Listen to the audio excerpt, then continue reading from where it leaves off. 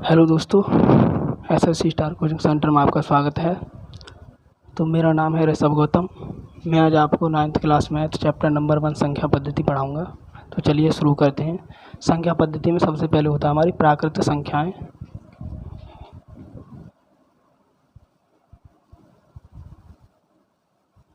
प्राकृत संख्याएं जिन्हें हम अंग्रेजी में नेचुरल नंबर कहते हैं। Natural number.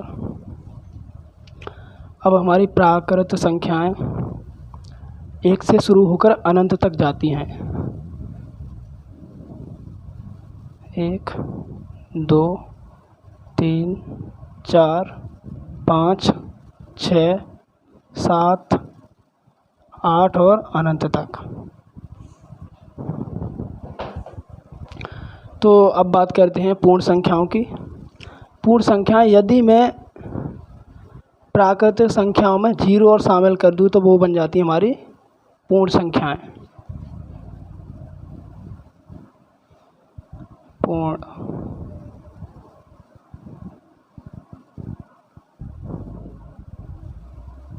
संख्याएं, इन्हें हम अंग्रेजी में होल नंबर कहते हैं।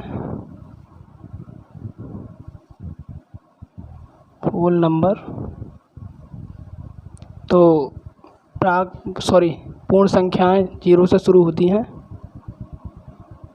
0, 1, 2, 3, 4, 5, 6, 7 और अनंत तक। अब पूर्ण संख्याओं के बाद आते हैं हमारे पूर्णांक।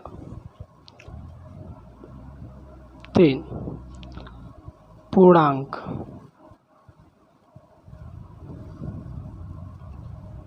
इन्हें हम अंग्रेजी में इंटेजर बोलते हैं। इंटेजर्स।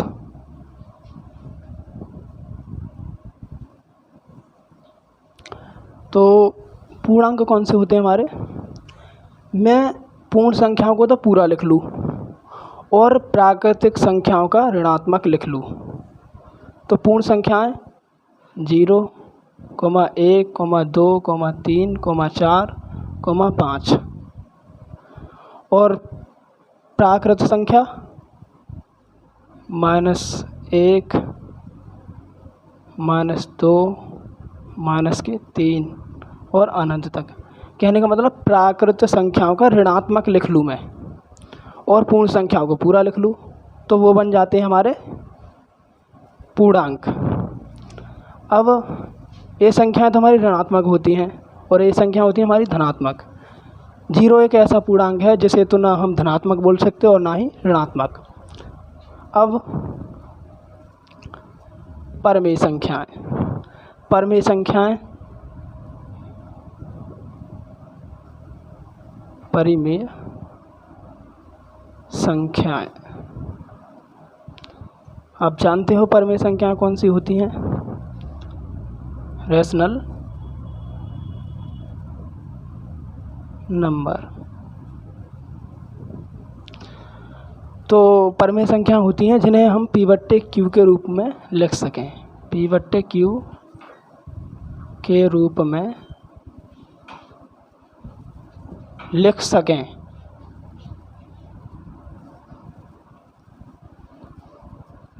जहां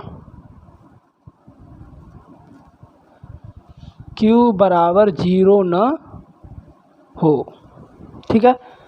अब लिख सकते हैं हम परमेय संख्याएं 3/5, 6/7, 8/5, 3/2। ये होती हैं हमारी परमेय संख्याएं। अब बात करते हैं हम अपरमेय संख्याओं की। अपरमेय संख्याएं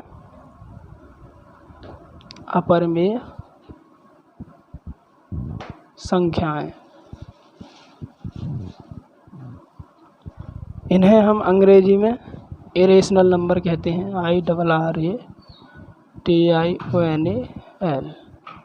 नंबर्स। तो अपरिमेय संख्याएं होती हैं हमारी जिन्हें हम P/Q की फॉर्म में ना लिख सकें, जैसे जिन्हें या जिन संख्याओं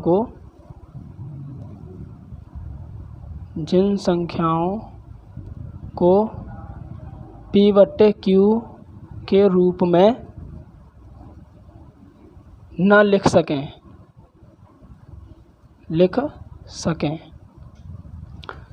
और Q बराबर 0 ना हो। तो ऐसी कौन कौन सी संख्या होती हैं? अब मैंने लिख दिया √2,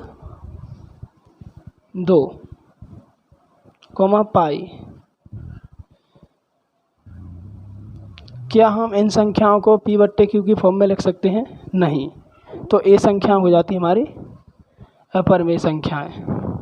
तो चलिए दोस्तों एक्सरसाइज शुरू करते हैं। तब तक आप इसे स्क्रीनशॉट ले सकते हैं। ले लिया?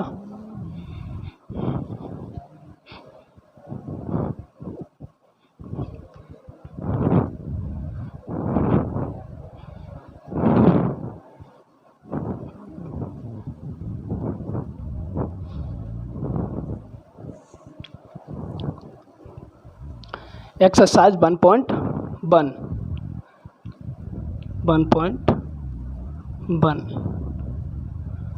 एक्सरसाइज 1.1 का पहला क्वेश्चन कहता है, मैं देख लूँ पहला क्वेश्चन क्या है।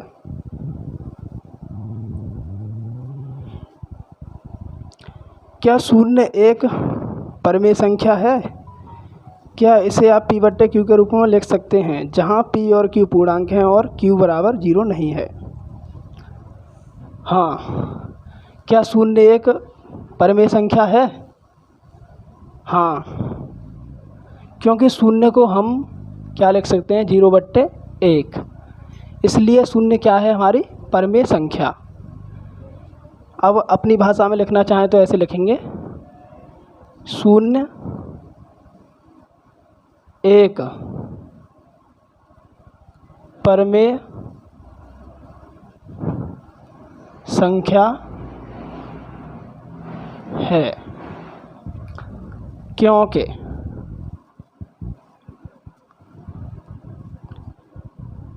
इसे हम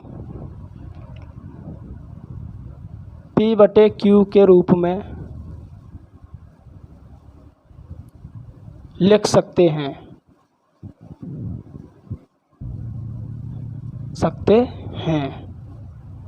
और Q बराबर 0 नहीं है। आ गया समझ में? तो क्वेश्चन नंबर 2 क्या कहता है?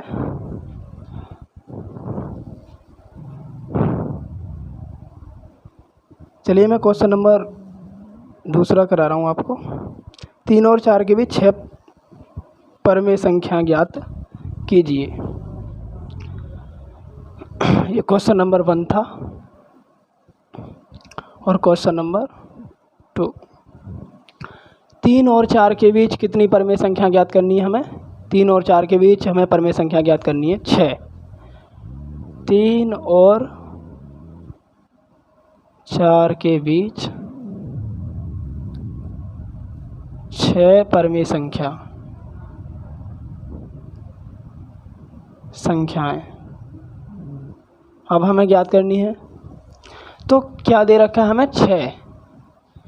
अब 6 तो ज्यों का त्यों लिख लीजिए और 6 में एक और प्लस कर दीजिए। 6 + 1 ये बन जाता है 7।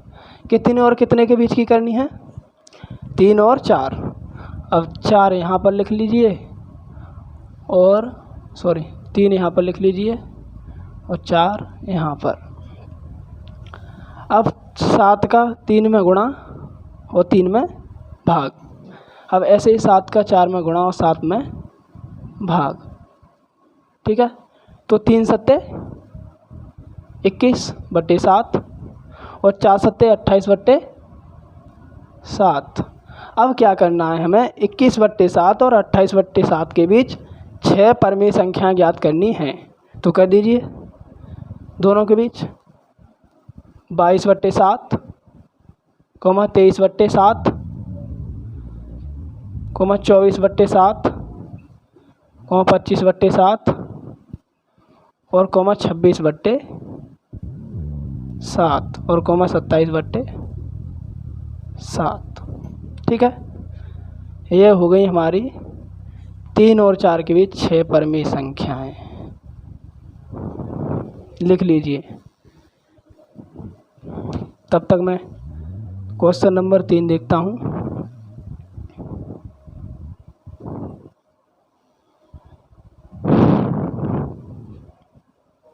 तीन बट्टे 5 और 4/5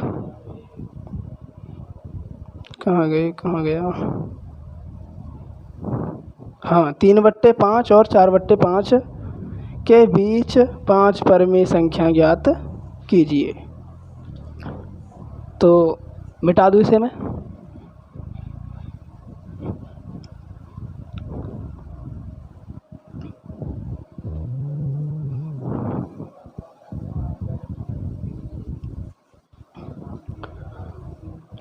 क्वेश्चन नंबर 3, 3/4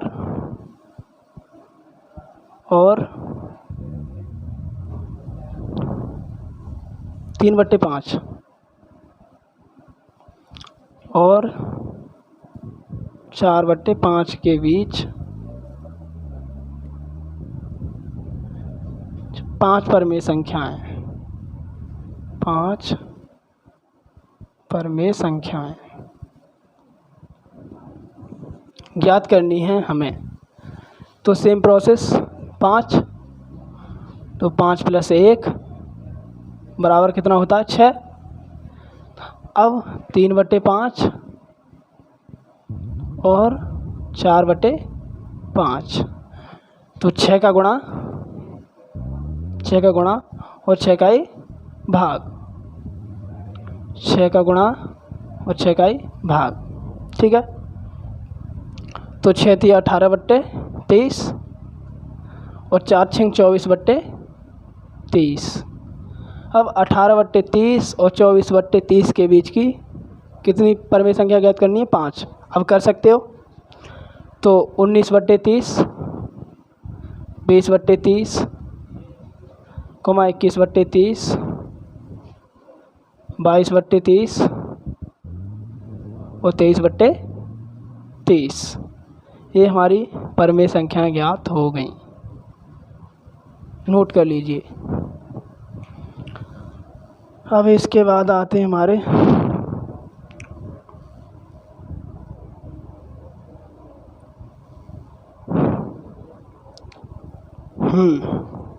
सत्य असत्य।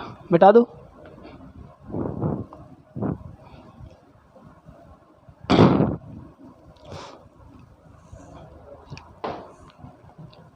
दे रखा है क्या प्रत्येक प्राकृत संख्या जो है वो पूर्ण संख्या भी होती है। तो इसे हम देखते हैं अब। यानी प्राकृत संख्या कौन सी होती है? हमारी संख्याएं होती हैं कौन सी? 1 2 3 4 5 6 7 8 और अनंत तक। और पूर्ण संख्याएं होती हैं,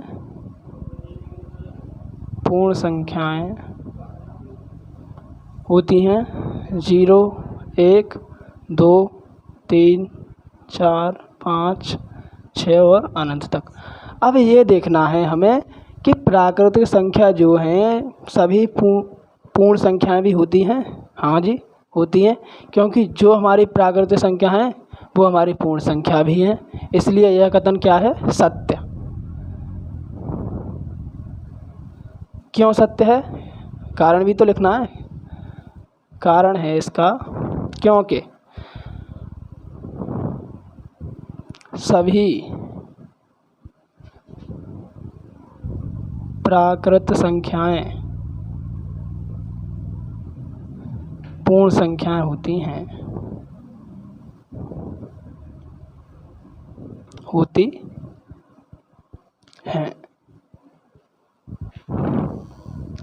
नोट कर लीजिए। अब दूसरे में क्या कह रखा है?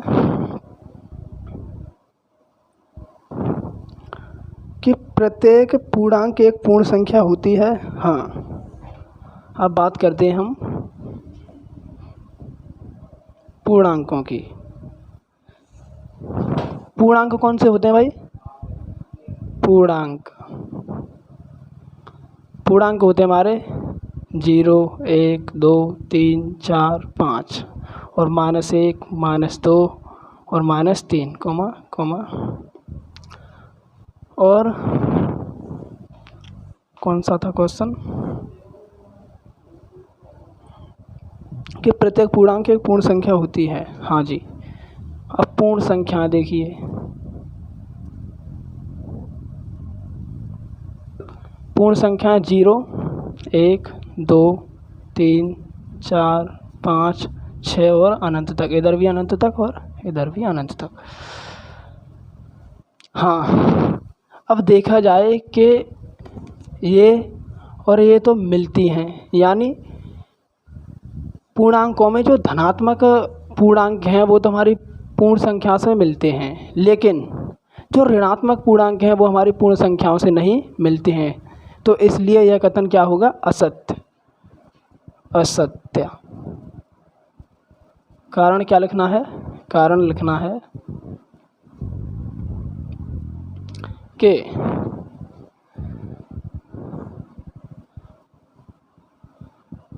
पूर्णांकों में ऋणात्मक संख्याएं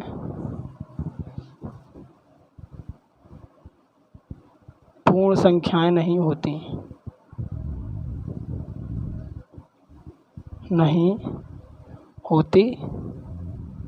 हैं। नोट कर लीजिए।